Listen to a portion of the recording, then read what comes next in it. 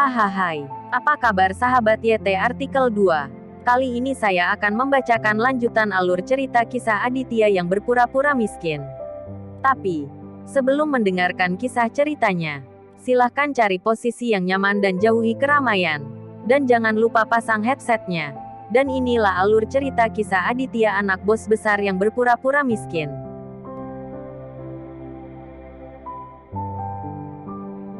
Episode 21. Kisah Aditya anak orang kaya yang berpura-pura miskin.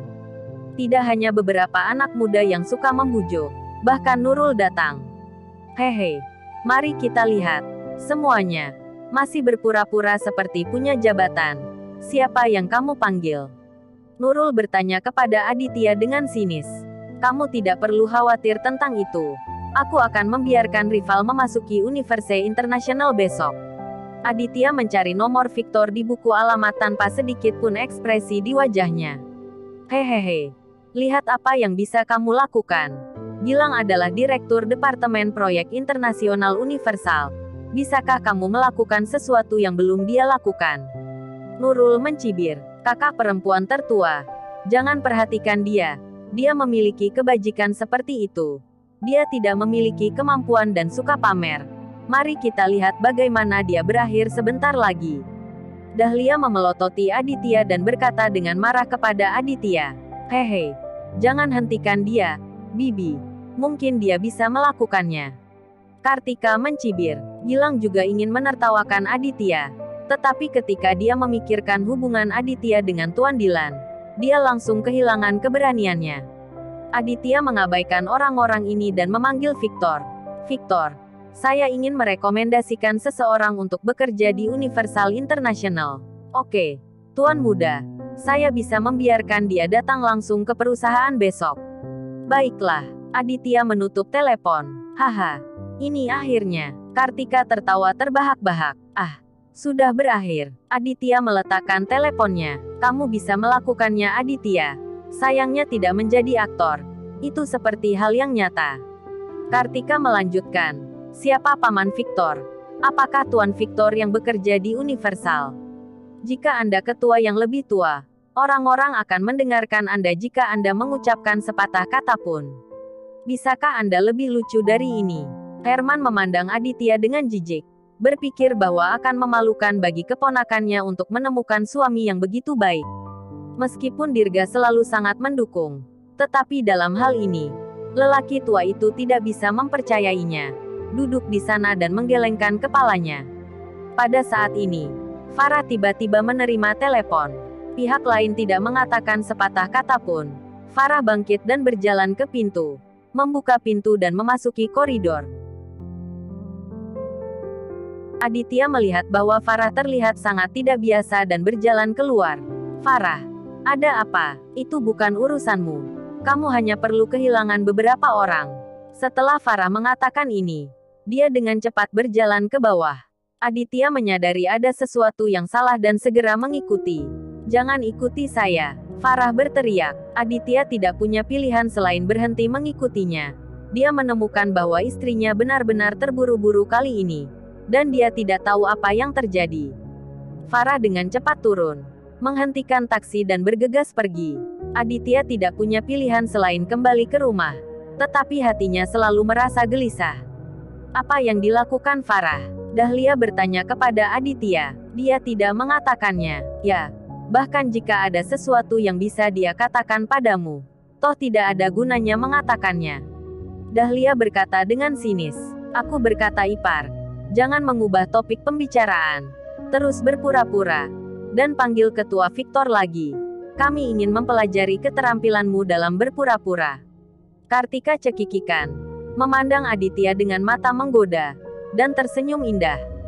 Beberapa anak muda juga mencibir, menunggu untuk melihat pertunjukan. Jika Aditya mengabaikan mereka sebelum Farah pergi, dia sudah terbiasa diejek dan sudah memiliki kekebalan. Tapi sekarang Aditya sangat kesal, khawatir tentang istrinya, dan dia benar-benar kesal dengan orang-orang ini. Aku akan membiarkan Victor datang ke sini sekarang. Dan membiarkan dia merekrut rival secara langsung. Jadi kalian bisa diam. Aditya melihat sekeliling pada orang-orang yang mengejeknya. berkata dengan keras, dan kemudian memanggil Victor lagi. Tiba-tiba, tidak ada yang mengatakan sepatah kata pun. Senyum di wajah Kartika membeku saat ini. Dan dia berpikir dalam hati, bisakah Aditya benar-benar menyuruh ketua Victor datang ke sini? Tapi dia dengan cepat menolak gagasan itu. Identitas seperti apa yang dimiliki Victor untuk dapat mendengarkan sampah seperti Aditya? Kecuali matahari terbit dari barat. Hehe. Mari kita tunggu dan lihat pertunjukan yang bagus. Universal International tidak jauh dari sini. 10 menit berkendara. Tunggu ketua-ketua Victor datang mengunjungi keluarga kamu. Hahaha, kata Kartika sambil tersenyum. Kecuali Dirga dan Dahlia. Semua orang yang hadir tertawa bersama Kartika. Aditya mengabaikan mereka. Masih memikirkan perilaku abnormal Farah barusan. Tidak butuh 10 menit sebelum bel pintu berbunyi. Aku salah. Dia benar-benar datang ke sini. Entah siapa yang berseru. Kartika tersenyum. Memutar pinggangnya dan berjalan untuk membuka pintu. Bagaimana mungkin? Itu pasti saudara Farah yang kembali. Sebelum dia bisa menyelesaikan kata-katanya, mulut Kartika terbuka menjadi bentuk bulat. Benar-benar terkejut. Dia melihat seorang pria parubaya berpakaian rapi berdiri di pintu. Pria itu berkeringat dan terengah-engah. Tampaknya berlari ke atas. Itu adalah Victor. Maaf mengganggumu. Victor tersenyum dan mengangguk pada Kartika dengan sangat rendah hati. Lalu masuk dan langsung menemui Aditya. Kecuali Aditya, ada satu orang yang hadir. Dan mereka semua hampir menjatuhkan rahang mereka. Tidak ada orang yang tidak mengenal Victor. Ketuanya sering muncul di TV. Dan dia bahkan ditemani oleh para pemimpin penting di kota setiap saat. Sebelum semua orang bisa bersantai, Victor membuat lebih banyak konsesi. Langkah mengejutkan mereka. Mereka melihatnya sedikit membungkuk dan dengan sopan berkata kepada Aditya, "Maaf, Tuan Aditya Edward. Saya terlambat." "Tidak. Apakah Anda ingin menjadi begitu berlebihan?" Beberapa anak muda melihat sikap tenang Aditya saat ini. Dan mata mereka hampir jatuh ke tanah. Ini adalah ketua Universal International. Siapapun yang bisa menjilatnya akan segera menjadi terkenal. Tapi Aditya baik-baik saja. Sepertinya Victor tidak dianggap serius sama sekali. Bagaimana situasinya? Setelah Dirga tercengang, dia akhirnya sadar kembali. Dia dengan cepat bangkit dan berkata kepada Victor, "Ketua Victor, cepatlah. Silakan duduk." Sebenarnya, Victor membangkitkan kepanikan di hatinya. Dia tahu bahwa setiap orang yang hadir ada hubungannya dengan Tuan Muda, dan tidak ada yang berani menyinggung perasaannya. Melihat Dirga sudah cukup tua, dia pasti tetua Aditya. Bagaimana mungkin Victor berani mengabaikannya? Sama-sama, Pak Tua. Saya hanya akan berdiri dan berbicara. Victor berkata dengan sopan kepada Dirga sambil tersenyum. Dirga bahkan tidak tahu harus berkata apa. Lagi pula, masalah pekerjaan cucunya bergantung pada Victor. Paman Victor, ini saudara iparku. Kamu dapat mengatur pekerjaan untuknya. Aditya menunjuk ke rival saat ini dan memerintah Victor. Mudah dilakukan. Mudah dilakukan. Victor mengangguk cepat. Berjalan ke arah rival. Dan berkata sambil tersenyum. Pemuda ini adalah orang yang berbakat. Jadilah wakil manajer umum dan mulai bekerja di perusahaan besok. Hah, kaki Herman melunak ketika dia mendengar ini. Dan seketika duduk di lantai. Lalu berdiri dengan malu. Herman mengangkat senyumnya ke Victor. "Tuan Victor, berhenti bercanda. Anak saya baru saja lulus. Bagaimana dia bisa memenuhi syarat sebagai wakil presiden?"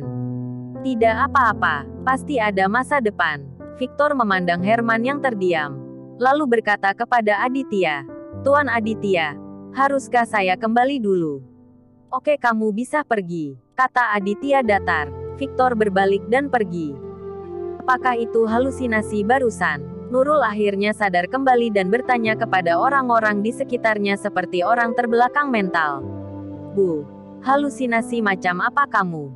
Kartika mengguncang Nurul, yang bingung. "Aditya. Bagaimana mungkin Aditya mengenal Victor?" Victor masih mendengarkannya seperti itu. Nurul memandang Aditya. Ia tergagap. Yang lainnya juga sama dengan Nurul. Terlihat shock. Aditya mendengus dingin di dalam hatinya. Mata sombong ini semuanya berhenti kali ini. Pada saat ini, Ponselnya berdering. Dan itu adalah panggilan yang tidak dikenalnya.